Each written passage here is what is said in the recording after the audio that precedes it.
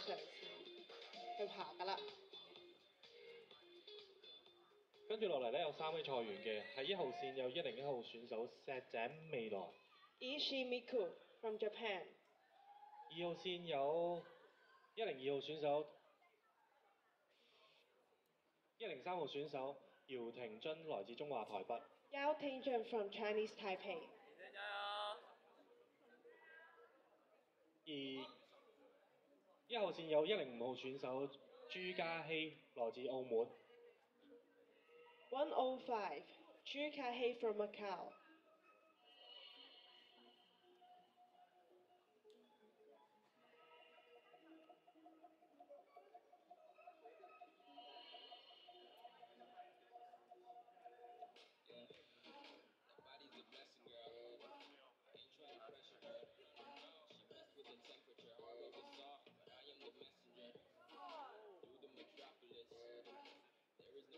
阿楊，我想問咧，咁咧見到佢貼紙啦，最高有25喎，係咪真係因為咧係今年25年咧，所以先至貼嘅呢啲貼紙？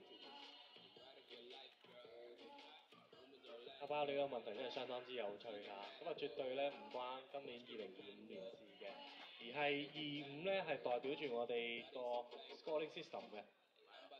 咁你會見到咧，除咗牆上面有3張貼紙啦，就係 W 幾多，即係 W1係代表就係個線路啦，而中間黃色貼紙咧就係代表個 sum 啦，而 top 咧係有個25嘅，25係代表啲咩？就係摸到佢嘅話咧係有25分。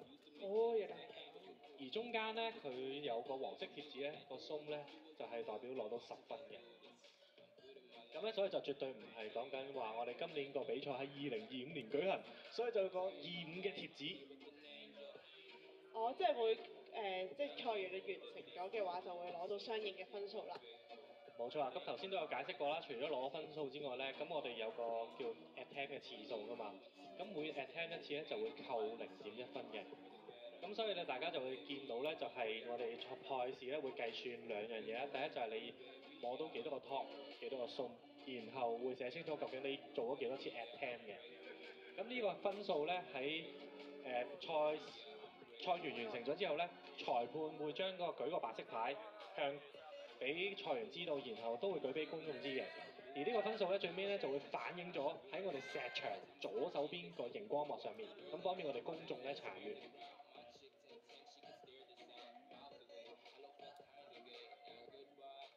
加油！加油！加油！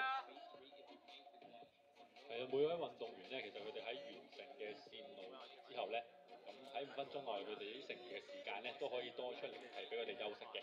咁佢哋多數都會翻去隔離區嗰度進行一啲嘅休息，同埋有啲物理治療。咁好多謝我哋今日有安西嘅 support，但係咧 Make Care 運動治療嘅幫助啦，另外有物理治療師 Shanna 嘅幫手嘅。Come on，加油！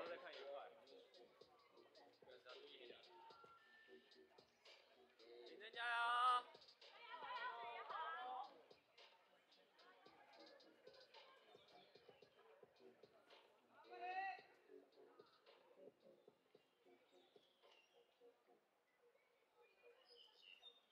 咁而家1號線路嘅朱家熙選手咧，咁佢今年就28歲啦。咁佢開始接觸呢個好細嘅運動咧，就係中學嘅時候開始㗎啦。咁所以佢都好有經驗。咁佢就報暑期班啦，覺得好有挑戰，所以 keep 住咧就由興趣變成而家就挑戰更高嘅層次啦。原來咧佢都同我抱石即係中意抱石嘅原因差唔多啦。佢咧就話咧好中意同大家一齊砌事嗰種氣氛啊，的確係嘅。即係咧有陣時去啲管道啦，咁有啲新線查唔到嘅時候咧，其實咧我哋身邊抱緊石嘅朋友仔咧都會好樂意咧去幫你係啦，同你一齊去俾下你又好啊，又或者咧同你一齊咧傾教你用你嘅方法可以點樣拆，所以咧。每個人啦就會即係我自己覺得抱石有趣嘅地方，除咗咧可以大家交流之外咧，其實你唔同人、唔同體型啦、唔同擅長嘅地方咧，都可以咧去解決到同一條線，即係有好多唔同嘅演繹嘅方法。